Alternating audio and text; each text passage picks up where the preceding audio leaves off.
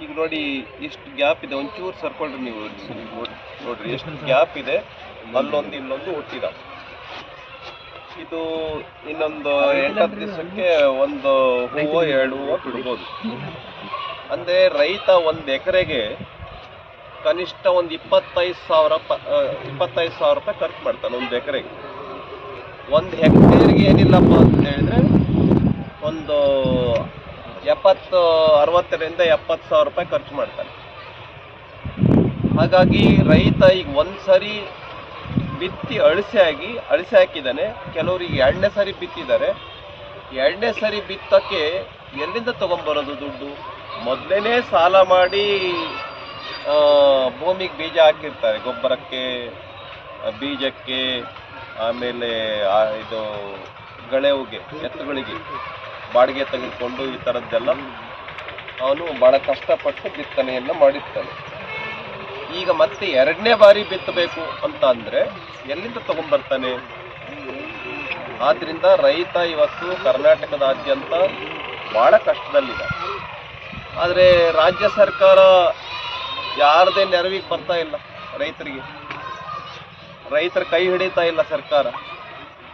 ಇಷ್ಟೊತ್ತಿಗೆ ಕರ್ನಾಟಕ ರಾಜ್ಯನ ಬರಗಾಲಕ್ಕೆ ತುತ್ತಾದ ರಾಜ್ಯ, ಬರ ಪ್ರದೇಶ, ಬರ ರಾಜ್ಯ ಅಂತ ಘೋಷಣೆ ಮಾಡಬೇಕಾಗಿತ್ತು, ಆದರೆ ಮಾಡಿಲ್ಲ.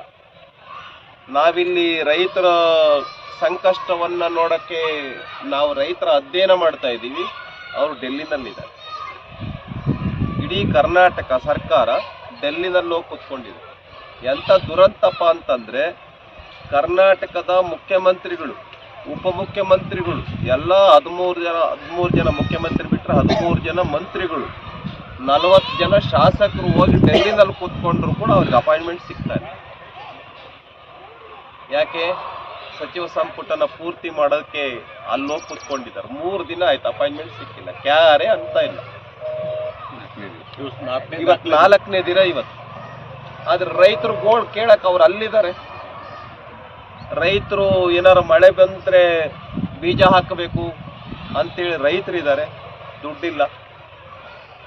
ಈ ತರ ರೈತ ಬಹಳ ಕಷ್ಟದಲ್ಲಿದ್ದಾನೆ.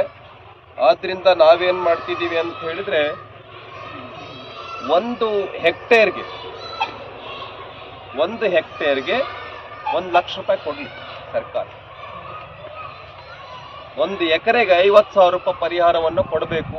ಉದಾಹರಣೆಗೆ ಅವನು ಕೂಲಿ ಆಳುಗಳನ್ನ ತೆಗೆದುಕೊಂಡು ಹೊಲ ಕೆಲಸ ಮಾಡಿದ್ದಾನೆ, ಎತ್ತುಗಳು ಬಾಡಿಗೆ, ಟ್ರ್ಯಾಕ್ಟರ್ ಬಾಡಿಗೆ ಎಲ್ಲ ತೆಗೆದುಕೊಂಡು ಬಿತ್ತನೆ ಮಾಡಿದ್ದಾನೆ, 2 ಸರಿ ಬಿತ್ತಿದ್ದಾನೆ, ಗೊಬ್ಬರ ಹಾಕಿದ್ದಾನೆ, 2-3 ತಿಂಗಳು ಆಯ್ತು ಈಗ.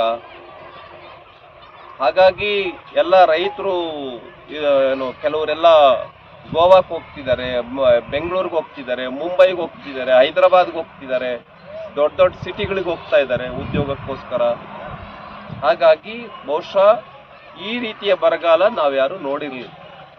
ಆದ್ದರಿಂದ ರಾಜ್ಯ ಸರ್ಕಾರ ಏನೇ ಕೆಲಸವನ್ನ ಇದ್ರೂ ಅದನ್ನು ಬದಿಗೊತ್ತಿ, ನೀವೇನು ಮಾಡ್ತಿರೋ ಗೊತ್ತಿಲ್ಲ, 1 ಎಕರೆಗೆ 50,000 ಪರಿಹಾರವನ್ನು ಕೊಡಬೇಕು ಅಂತೇಳಿ ನಾವು ಇವತ್ತು ಏನೆಲ್ಲ ಬಂದಿದ್ದೀವಿ, ನಾವು ಆಗ್ರಹ ಪಡಿಸ್ತಾ ಇದ್ದೀವಿ. 1ನೇದು. 2ನೇದು, ಈಗೇನು ಖಾಲಿ ಹೊಲ ಇಟ್ಕೊಂಡಂತೂ ಸುಮ್ಮನೆ ಕುತ್ಕೊಳ್ಳೋಕ್ಕಾಗಲ್ಲ. ಆದ್ರಿಂದ ನಾವು ಆಗ್ರಹ ಪಡಿಸ್ತೀವಿ, ಬಿತ್ತೋದಕ್ಕೆ ತಕ್ಷಣಕ್ಕೆ ಪರಿಹಾರ, ಮೊದಲನೇ ಪರಿಹಾರನ 25,000 ರೂಪಾಯಿ ಕೊಡಿ 1 ಎಕರೆಗೆ ಅಂತ ಆಗ್ರಹ ಪಡಿಸ್ತೇವೆ. ಬರಗಾಲ ಪ್ರದೇಶ ಅಂತ ಘೋಷಣೆ ಮಾಡಬೇಕು. ಇಲ್ಲ ಅಂತ ಹೇಳಿದ್ರೆ ಸದನದಲ್ಲಿ ನಾವು ಸದನ ನಡೆಯಕ್ಕೆ ಬಿಡೋದಿಲ್ಲ. ರೈತರ ಹೋರಾಟವನ್ನು ಪ್ರಾರಂಭ ಮಾಡ್ತೀವಿ ನಾವು.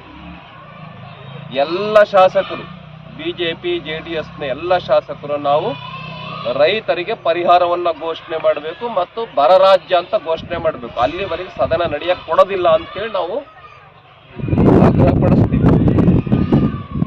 ಇನ್ನೊಂದು ನಾನು ಹೇಳ್ತಾ ಇರ್ತಕ್ಕಂಥದ್ದು, ಇನ್ಸೂರೆನ್ಸ್ ಏನು ಕಟ್ತಾ ಇದ್ದಾರೆ,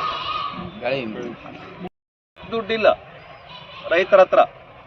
ಆದ್ರಿಂದ ಸರ್ಕಾರನೇ ರೈತರಿಗೆ, ಈಗ ಫಾರ್ ಎಕ್ಸಾಂಪಲ್ ತೊಗರಿಗಾದ್ರೆ 466 ರೂಪಾಯಿ, ಹತ್ತಿಗಾದ್ರೆ 1,200 ರೂಪಾಯಿ.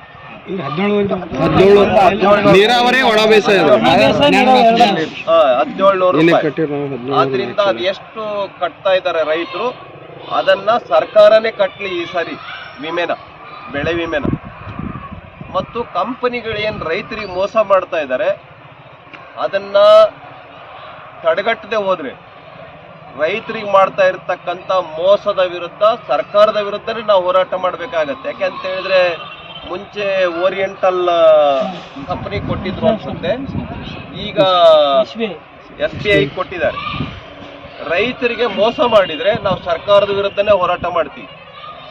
ಆದ್ರಿಂದ ಬೆಳೆ ವಿಮೆನ ಸರ್ಕಾರನೇ ಕಟ್ಟಬೇಕು ಅಂತೇಳಿ ನಾವು ಈ ಸಂದರ್ಭದಲ್ಲಿ ಆಗ್ರಹ ಪಡಿಸ್ತೇವೆ. ಒಂದು ವೇಳೆ ಸರ್ಕಾರ ಸ್ಪಂದಿಸದೆ